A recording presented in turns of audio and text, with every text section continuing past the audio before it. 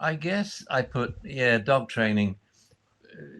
I mean, I grew up with dogs on the farm, and that's where I am now. I just arrived in England this morning, and I haven't slept yet. My hair, and it's freezing here in England instead of California, so I'm sitting on the floor in front of the fire. Um, and in 1971, I was asked to give a 10-week lecture on dog behavior. This was at University of California, Berkeley, an extension course. And when I was doing it, they said, "Are you going to say anything about training?" And I said, "No, it was mainly about social behavior, sexual behavior, stuff like that." Yeah. And they said, "We'd love something on training." So I thought, okay. So I really had no idea how dogs were trained at the time. I had no idea it was on leash, for example. Mm, So I just did what I did on the farm, train dogs off leash, lure reward training. And the vets and the owners loved it and took this information home. The trainers just said, "This won't work. This is ridiculous. You can't train puppies off leash." So I said, "Okay, next week, bring your dogs." And I rounded up some people on campus who had dogs, and we had a workshop, and it blew their minds. And but this was, the natural way. It's mm, like my great grandfather, he won a plowing contest, a straight line plowing contest with no reins, just with verbal wow. instructions. Wow. And their dogs were trained the same, our cats. And my grandfather used to make sure he would socialize and train, the cows, the pigs, I can remember, horses, I can only remember one. And it was the natural way of training. All I did was bring it back. It was so Mm-hmm. old. It was new again because, 1903, dog training went on leash with Conrad Most, for the German police dogs, German military dogs. And then that was copied by the obedience clubs, kennel club obedience clubs worldwide. And Mm, that was the only option for pet owners to come to a class to practice obedience drills on leash. And your mm, dog had to be 6 months or a year old. So when I then was stuck for something to do, well, it was actually my wife had an intervention. She said to me, "Why don't you tell me what you're going to do to bring money in this relationship?" So we were married, but I was, redoing the house. I replumbed it, I rewired it. And when it was all over, when I put in the new kitchen, she said, "Right, how are you going to bring money in?" And I thought, I don't know. I thought, I know, I'm going to start a puppy school. And so that was 82. And then 10 years later, through lecturing, and we had a lot of people come to visit from like Germany, Japan, France, Australia, because they just couldn't believe this. They had to come and see a class with, a dozen puppies off leash. mm. And so that's when I started founding these APDTs starting in 92, 93.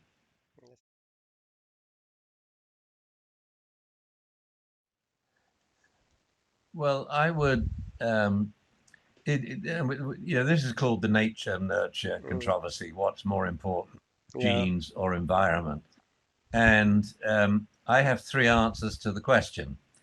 And one is, if I were, still lecturing at Berkeley, this would be a 10-week course, and we'd get into how not only are they both essential and important, but how they interact with each other, which is the really fascinating part. And it's pretty complicated. Environment changes genes, changes the expressions of genes. So we can't just say, "Oh, we're going to breed for genes and that's the way the dog will turn out." It doesn't work that way. Mm, So I have two other answers. One is for breeders. So the puppies we're talking about now are a prospect. It's a twinkle in the stud dog's eye and the dam's eye too. I mean, and I say it's all down to genes. Why do you want to breed this particular male dog? What does he bring to the party? mm, Because if he's a male dog, he's got to be perfect. mm, You see, when we're talking about bitches, because they can only have so many puppies in their breeding life, you know, we breed more of them. But for a male dog, no, we want the best male dog out there. So I'm going to search back a good 4 or 5 generations. And if there's one dog there that has any condition that I would consider could have any genetical component to it, I won't breed them. So not only do I want a dog that comes from really good stock, I want a dog that its puppies are likely to live at least to be 10, hopefully getting up to 17, 18, 19, 20.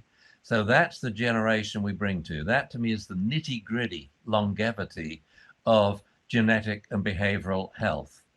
And we're now getting, I'm glad I presented this to the Congress of International Congress of Kennel Clubs in the 80s, saying you should never breed to a male dog that's under 7. I've now upped it to 10. And they say, well, you maybe couldn't do it then. And I say, I rest my case. I know lots of dogs on the street that would happily do it when they're 15 if you give them a chance. Yeah. So, and this is what we've done to dogs, that whereas human life expectancy has doubled in the last 100 years, the life expectancy of domestic dogs has stayed the same. If anything, it's reduced a little. Mm. And that is because we're not breeding for health. And to breed for health and working ability, you've got to breed for longevity. Okay. So with breeders, I'm a right winger. I say it's all genes, and I go through a lot of their dogs. They wouldn't breed from this one. I mean, look at his grandparents. They both died when they were 5. What are you doing? And yet these days we'll have a dog that wins at Westminster or Crufts, and male dog, his dance card will be full. And he could conceive more puppies in an hour in the afternoon that a bitch can do in her entire lifetime. And this is what makes or breaks breeds. Mm. And I personally think no male dog is worth more puppies than a bitch can breed in a lifetime. But we got to be realistic here. They're going to have loads and loads of litters. Mm. And in some breeds, like Dobermans, they ruined it. One male dog that had von Willebrand's disease, and they all had it. And so we have to be very careful there about genes. However, if you now point to a couple of dogs in a field and they're screwing, what's the point about talking about genes? What are you going to do? Yeah. You could castrate it, kill it, or do genetical engineering. And so as soon as that prospect is a product, it's a zygote. Forget genes. The gene team has played its game. What you now focus on is nothing but socialization, neonatal handling, starting at birth and going on. Now, are breeders doing this? Most? No. Yeah, I know some really good breeders. When you see their environmental enrichment programs, number one, neonatal handling before the eyes and ears open, then at 3.5 weeks, 4 weeks now, the whole floor is littered in stuff. The puppy can't reach the floor. There's all sorts of crinkly paper, and there's great big tubs full of plastic balls or used water bottles, noise generators going on, making every noise under the sun, motorcycles, babies crying, at ear quarters, anogenital area. Then they hug the dog, they look in his eyes. That dog is going to be bomb-proofed with people. Yeah. When we get to 12 weeks, now it's old enough where we can safely, from my viewpoint as a veterinarian, have them off leash together in puppy class. Within seconds, they bump start puppy play. It'll only be dogs that have been kept in absolute isolation from everything that'll be a little freaked out first week in puppy class. But at the end of the first session, we have solved all incipient temperament problems, and we prevented the rest. You won't be producing any dogs that are fearful or aggressive towards people or other dogs. And that's it. You've got 3 answers. Do you want the complicated answer, or are you a breeder who's thinking of breeding this dog? My answer is usually no. Look, their great grandparents are all dead before they were 7. Yeah. And that's not unusual for large breeds of dogs, you know. So let's now only breed male dogs which are 10. Obviously, bitches we have to breed that are younger, but we can make sure that their lineage were long-lived. So now the Doberman Club is actually doing this in the States. They offer special diplomas if a litter is bred from parents that both lived to be 10. Oh, wow. And if their 4 grandparents lived to be 10, they now get a bred for longevity diploma. So straight away you've got, and from that I would then say, now select for your working ability. Now you know that once you've trained it to do a job, it won't be dead at 5 of cancer, or it's ridiculous. And so now there's no reason, whatever your dog's working ability is, whether it's a gun dog, whether it's an obedience dog, whether it's a ring sport dog, Schutzhund dog, there's no reason it should not be doing its job when it's 10 or 14. When I talk about different dogs that have lived a long time, I remember staying with a breeder in Canada, and we were up drinking to late. All the dogs were out there, um, and this dog was 14, and he said, "Well, she better go to bed now. She's in an obedience trial tomorrow." I said, "At 14?" She said, "Yeah, and her dad will be competing too. Oh, wow. He's 16." For Newfies, Yeah. So that's what I want to bring back again, that Yeah. dogs for companions, but also for working dogs. Their working life is 15 and they're living to be 17, 18, that it's no longer unusual. Yeah. So, and to me, it's the most important question in dogs. When you look at my latest book, Barking Up the Right Tree, I devote a whole section in the book about this. Instead, breed programs will only breed for one specific breed specific disease or propensity. I say, no, you breed for the lot. That's called longevity. If they died for any reason before they're 10, I wouldn't even think of breeding a male dog. Sure. It's so simple when you think about it. When you think, what have dairymen done with cows in the last, they have double milk yield in the time that I qualified as a vet. Wow. They've doubled milk yield. This Amazing. is farmers, for God's sake. If they Yeah. can't do it, if they can do it, why can't dog breeders? Dog breeders are the only group of animal breeders that haven't had equivalent advances in breeding that we have in livestock and in other animals. That's amazing. They're all living much longer apart Yeah. from dogs. It's crazy.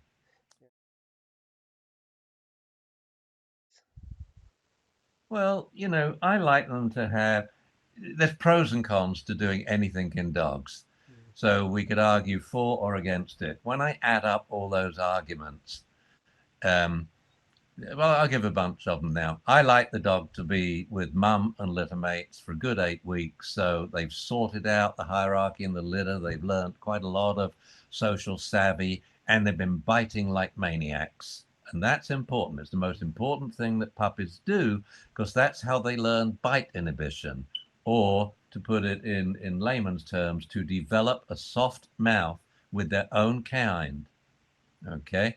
Well, with all domestic animals, we have to let them do that by growing up as youngsters together, rather than if we get him at 4 weeks and he's at home and he's a singleton in the house. Well, he won't be biting, he'll only be biting people. Well, they'll all be telling him to stop biting because they're fed up with it. So, with all domestic animals, we have to teach them to learn how to inhibit the force or the danger of their weapons in fights with their own kind, of which there'll be many.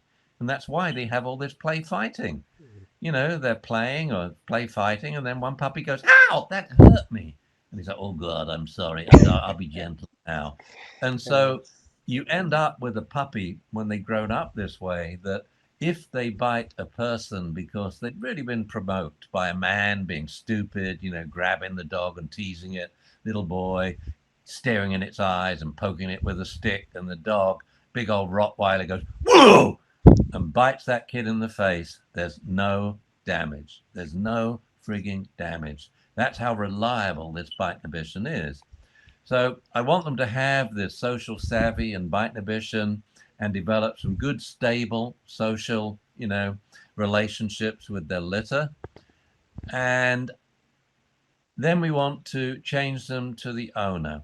Well, if all breeders were socializing their puppies with people, I would say keep them long at the breeder. The fact of the matter is, I know probably a couple of dozen breeders in the world who are bringing around at least 100 people before they're 8 weeks old. And when I lecture about this in breed clubs, they say, "What, 100 people?" I turned up once to look for a search and rescue dog for Rocky Mountain Search and Rescue. And so I borrowed a friend of mine's kids and took them along. The breeder was shocked. Get those children out of the kennel. I thought, well, we don't need one of your dogs. What if they're looking for a lost child and they find it and then bite it in the face? Mm. You obviously haven't socialized any of the dogs. We don't want any of them. I'll look elsewhere. So you need 100 people minimum, especially men, especially children. Why? They are the bite victims when dogs grow up. But if they grow up with them as little puppies and the children are having these puppy parties. I went to a puppy party last Sunday. I went to see this dog on Thursday. It's a Great Dane pup. I said, I'm seeing a lot of red flags. Your dog's backing up when he sits with me. He's barking at me. You've got to get people around here quickly. Well, we've tried. I say, do it this weekend, or I'm washing my hands of the dog. I will not tolerate people that don't follow advice when the dog's quality of life is at stake. Instead, no, it may be too stressful for me. I say, damn well will. When you have this puppy party, you'll probably be freaked for the first 20 minutes. I went round 2.5 hours after the party had started to meet a different puppy. 3 days on, 12 weeks old. I couldn't get close to him. I couldn't touch him. He backed away from me. He came up to me when he saw me there. He sat in front of me. And all through the party, I had a lift there. So I'm drinking wine. This dog is there. Every time I stop, he sits and looks up at me because he got hand fed his entire meal of kibble. And what the owner did, she followed my advice, man. Number one, she sent them invitations, like in my little book, Before You Get Your Puppy. Number two, she had 2 types of little bags of treats. For women, it was just regular kibble. For men and children, they were little bags of kibble with a few bits of Ziwi peak, high smelling, air dried food and freeze dried liver mixed in. Just a few milligrams, that's all. But now the kibble smells like freeze dried liver. So the dogs now, well, they love women, of course they do, because women have common sense. Men and children don't. Are we These stupid? dogs refer to men and children now because they had the better treat. And so it's everything. And you don't stop doing this. And anyone who comes to my, I practice what I preach here because it is very important that our dogs, Kelly and my dogs, are bomb proof. Yeah. Could you imagine if my dog jumped on a child, let alone nipped it? Man, Dr. Dunbar's children eat, dogs eat children. The word would spread like Oh wildfire. yeah. No, the dogs, American Bulldog, bullproof. French Bulldog, bullproof. Mm. You know, the dogs she competes with now in ring sport, bullproof. Mm. Mals and Belgian Shepherds and stuff. The mutts that we rescued, we were rescuing them, so they were, bulletproof when we got them, bomb-proof, but they are after several weeks because it's the most important quality in a dog. Yeah. Otherwise, can't do anything. I mean, there's 2 qualities that destroy a dog's life. He's scared of or aggressive towards, reactive towards people or other dogs. It just ruins the dog walk. Yeah. And now they stop walking it. So now the dog's not getting exercise. He doesn't have a quality of life. Mm. And now I get very angry with people that I call them the stress police. Say, oh, isn't that too stressful for dogs? Aren't you flooding them? I say, yes, because we can flood puppies. I wouldn't flood an adult dog that's scared shitless because no one had socialized it. I would take my time, but I would do it in one day. I would sit with this dog for 6 hours and I would feed him both breakfast, lunch, and dinner, hand fed, dry kibble with a few tasty treats added in. And I would start the day with a dog who has no quality of life. And I would end it with a different dog that now has one human friend in life, me. Mm. I would solve it. I wouldn't keep saying this is too stressful and then do nothing. That is inhumane. It is criminal. It is stupid. And it's just not fair to dogs. Mm. But what has happened in the last 10 years, pretty much everything I created has disappeared in the States now. Trainers don't teach classes. Only 15% of dog trainers now teach dog training classes. Most are on leash, very few with puppies. And the puppy classes, I just did a survey. Less than 8% of puppy classes are off leash. They're all for variable lengths of the time. We split it up into not off leash at all, 10%, or, 1 to 25% off leash, and so on in 25% things. And most of them will have it on leash, but they have play sessions. That was obvious from these statistics. We surveyed 500 puppy trainers, and we're not doing it now. And therefore now these temperament problems are rife again. And it's all these trainers do. All they do is have individual consults, a lot of them by Zoom, talking about the temperament problems that basically the dog profession now is creating by not doing what was common sense, what I repopularized back in the 70s and 80s. So it like came into phase, now it's gone out of phase. So my New Year's resolution is last week we started a new association, which strangely enough was the original acronym for the APDT. It's the APT, the Association of Puppy Trainers. Okay. It's international. We already have, I think it's 420 members who are training puppy classes now, and 100 people who want to learn how to start again. There will be thousands doing it by the end of the year, because that's what I'm going to do. I'm not seeing my whole life's work created and then destroyed by people who aren't training dogs anymore. See, we always have to ask our question. Everyone's got stuck in this thing. We got problems. He's doing it wrong. We got to punish him. No. The question you want to ask is, if this is wrong, what is right? Like, let's go back to jumping up. So if that's wrong, and all the things they used to say, remember, like grab it by its neck and hold its paws, squeeze its front paws, stamp on their hind paws, knee them in the chest, alpha roll over, squirt them in the face with water, vinegar, ammonia. All this stuff is written in books. And in one puppy training book, punch them under the chin. I have all these books. If people don't believe me, in one bookcase at home. This is, I call it like the rogue gallery. Okay. So you ask the question, how would you like the dog to greet someone? You want to come in on his hind legs with a silver platter with sherry glasses? Oh, hello, to meet you, do come in. I don't say anything till the owner can come up with a solution. I go, well, I don't know. I know. How do you want him to greet people at the front door? Well, he could sit. I say that's a very good answer. And I mean it. I'm not being sarcastic. That's brilliant, because half the dog trainers aren't doing it now. They're not teaching the dog to sit and stay and watch on cue. So you've got no control at the front door when visitors arrive, or when your dog reacts to another dog on the street. We now are solving dog reactivity in one session. And my favorite dog, and we just posted it on Facebook, and I just explained to the owner, who was a 70-year-old guy, a little younger than me, but he's very sharp. I said, right, now you do it. The first dog that came by, his dog no longer reacted. Wow. That was it. He couldn't walk the dog without it reacting with every dog. It's just bullshit. It's just growling and barking because he's scared. So you tell him how to act the same way we would tell military to act. You honestly think if we had soldiers, we said, look, guys, see that hill? Right, we're going to have a bite to eat, then we're going to climb that hill, put a flag on the top, and of course, a lot of us will be killed by machine guns, but then we'll come back and have supper, right? How many people are going? None. So what do? You drill them. You tell them how to act, and you do it together, to rhythm.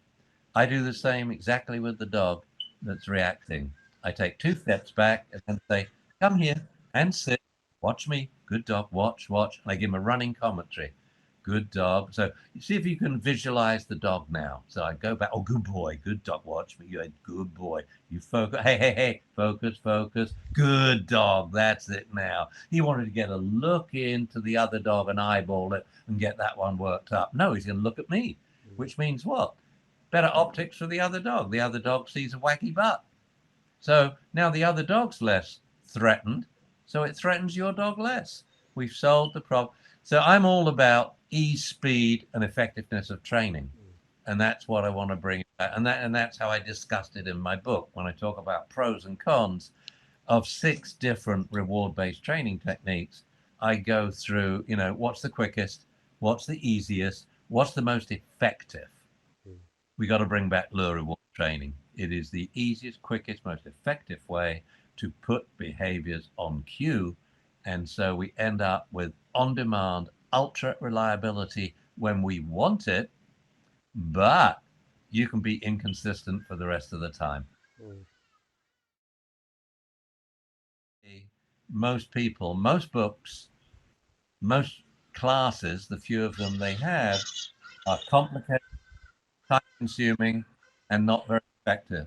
Mm. Because you see, if you're not queuing, if you're not, if the first item on the training agenda is not to put behaviors on cue, to teach the dog to sit on cue. We're not teaching the dog to sit. He knows how to sit, for God's sake. Mm. When he was a puppy, he knew how to sit. We're trying to get him to teach on a verbal cue. If you're not doing that, you cannot quantify response reliability. Mm. In my classes, if I say to a dog, what's your dog response reliability in the kitchen? So that'd be the best possible scenario. And they say, oh, 75%. I say, you got a long way to go in the kitchen then, right? Because as soon as you move from the kitchen to a living room, you'll drop 25%. Mm. If you go outside, you'll drop 50%. You're almost down to zero. Because that's the way dogs learn. They learn exactly what we teach them. So if, say, the woman in the house teaches the dog in the kitchen, she has a good kitchen dog. Mm. It doesn't mean to say the dog will be that reliable, say 95% reliable in other rooms of the house, and certainly not outdoors, and certainly not on leash on the sidewalk. Mm. And their dog may ignore their husband or kids. It's the way dogs learn. They learn exactly. And Thorndike, when you go back to Thorndike's original studies, his definitions of rewards and punishments, they had these lovely 3 letters at the end. And so basically it said that a reward increases the frequency of the immediately preceding behavior such that it is more likely to occur in the future in that In situation. context, yeah. He got it then. He knew that what he was teaching was something specific. Mm. But if someone else did the teaching or in a different room, it wouldn't be so reliable. And the same thing for a punishment. The end of that was in that situation or in that scenario. Mm. And to me, it's one of the fascinating things about training when you actually create response reliability percentages and you see the things that where the dog works out. I don't have to do it now. I'll give you like intention behaviors. If you're going to follow up, like in a puppy class, say, and I say, right, call your puppy, and the owner's sitting in a chair with their water bottle and their legs are crossed. What the owner does is they uncross their legs, they stand up, they put down their water, they take a step towards them and say, puppy, puppy, puppy, come. Well, there are all the cues that they're going to follow up. Mm. If they don't stand up, don't uncross their leg, their puppy will just ignore them. Like, you don't mean it. But in my sit test, again, I mentioned this in my new book. It's fascinating. This was a test for obedience trial champions. All they had to do to pass the test and win $100 from me was to sit 8 times in a row to a verbal request within 3 seconds. Okay.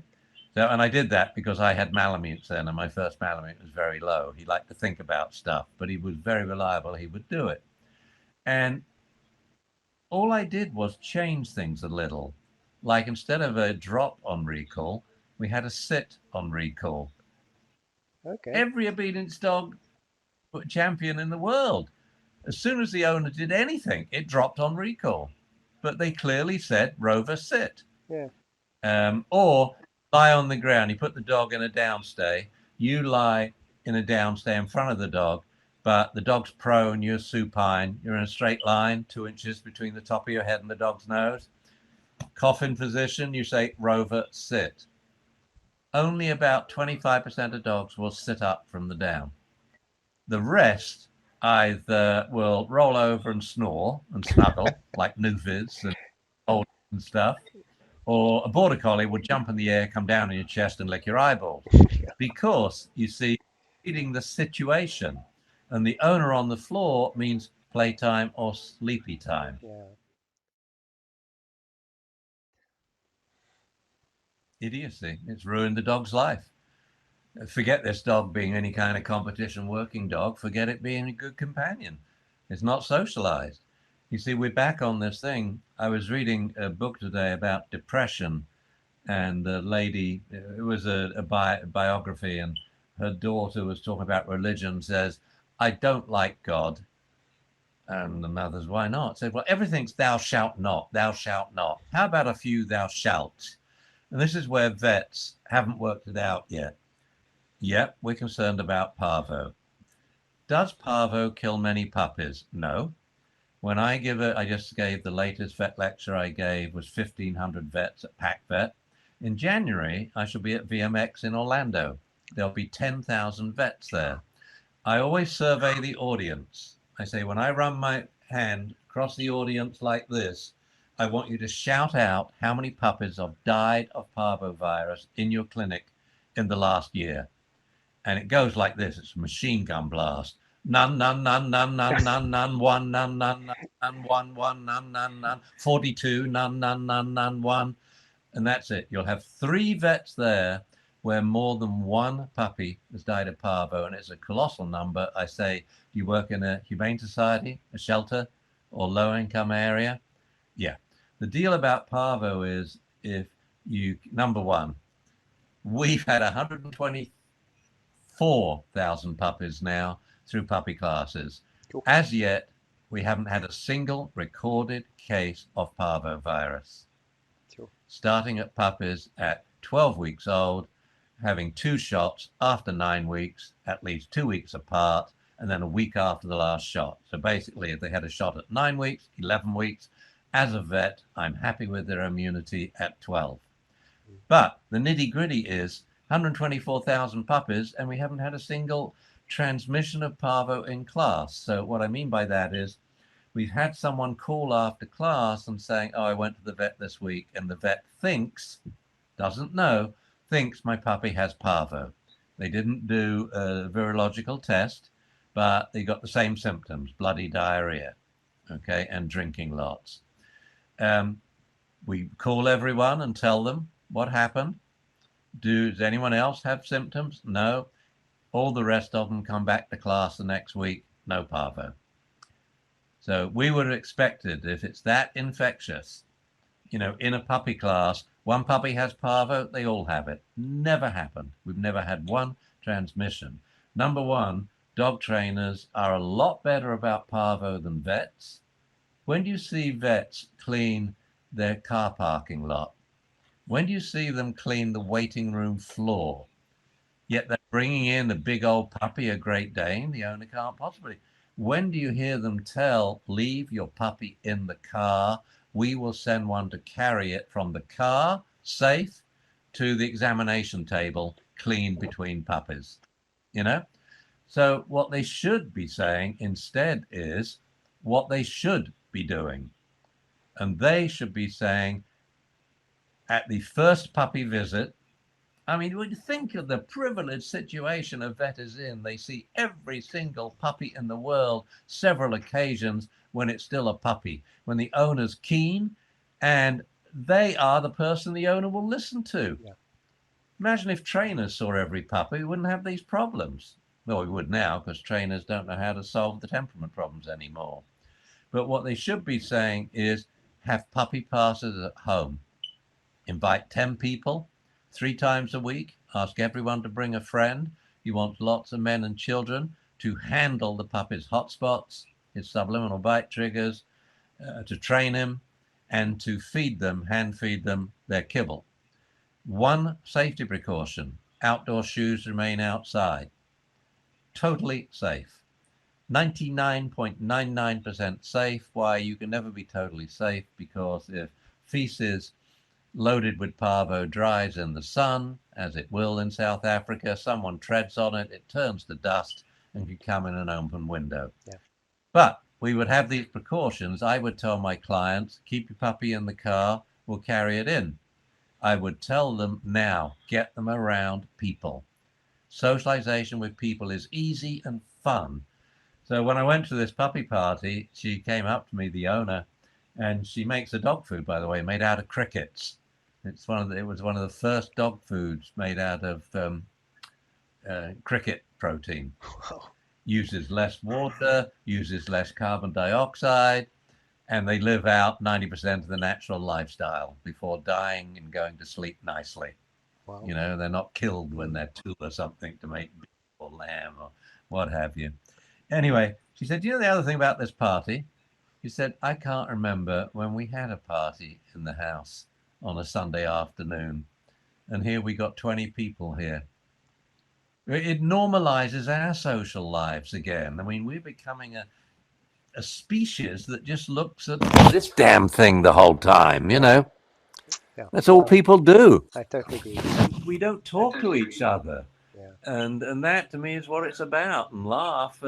But so when we set this up for our dog and you're having 3 puppy classes a week, because everyone says, I don't know 10 friends, then invite 5 and ask them to bring 2 friends each or 3 friends each, or invite 1 and have them bring 20, you know, whatever. They make all their mistakes for it. So I'm sitting on the floor. I wanted to be as close to fire as possible because coming from California to here, it's I got to put another log on when we finish this. Yeah.